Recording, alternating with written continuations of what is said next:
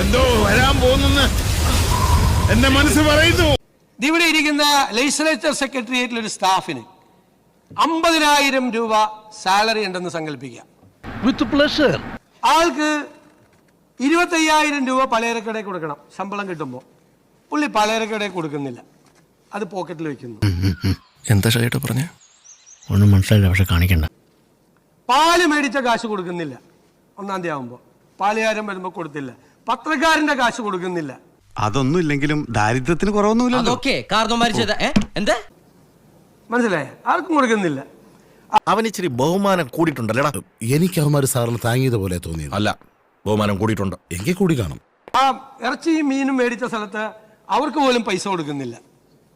എന്നിട്ട് ഇദ്ദേഹം പറയാണ് എന്റെ പോക്കറ്റിൽ 50,000 രൂപ ബാക്കിയുണ്ട്. എന്തോ കുത്തി പറയുന്ന പോലെ എനിക്ക് ഫീൽ ചെയ്യുന്നുണ്ട് കേട്ടോ. നിങ്ങളുടെ കയ്യിൽ 6,000 കോടി രൂപ ബാക്കി ഉണ്ടായിരുന്നുവെങ്കിൽ LSCD മിനിസ്റ്റർ ഇവിടെ ഇരിക്കുന്നു, ലോക്കൽ ബോഡിയുടെ 3-ാം ഗഡു നിങ്ങൾ എന്തുകൊണ്ട് കൊടുത്തില്ല? കിട്ടേണ്ടതൊക്കെ കിട്ടിയല്ലോ, സമാധാനമായല്ലോ. 1982 കോടി രൂപ നിങ്ങൾ എന്തുകൊണ്ട് കൊടുത്തില്ല? കയ്യിൽ പണം ഉണ്ടായിട്ട്. സാർ ഒരല്പം അവകാശം കൂടെ ഒരു 10 കൊല്ലം കൂടെ തന്നാൽ മൊത്തം തുകയുടെ പകുതിയെങ്കിലും ഞാൻ അടച്ചു തീർത്തോളാം. പട്ടികജാതി പട്ടികവർഗ വിദ്യാർത്ഥികൾക്ക് നിങ്ങൾ കൊടുക്കാനുള്ള പണം എത്രയാണെന്നറിയാമോ? 377 കോടി രൂപ. തൂക്കിയല്ലോ നാഥ.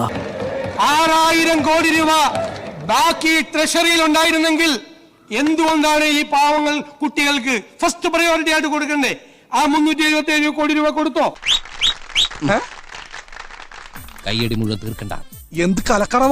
21,000 കോടി രൂപ ജീവനക്കാർക്ക് DA അരിയസ് വെച്ചിട്ടാണ് സർക്കാർ ഇറങ്ങുന്നത്. നിന്നെ ഇതിനൊന്നും കൊള്ളുകയില്ലെന്ന് നീ വീണ്ടും വീണ്ടും തെളിയിച്ചിരിക്കുകയാണ് എന്റെ വിജയ. വല്ലാത്ത തലവേദന, ഞാനൊന്ന് കിടക്കട്ടെ.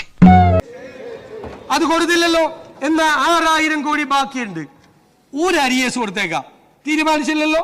100% ഞാൻ യോജിക്കുന്നു.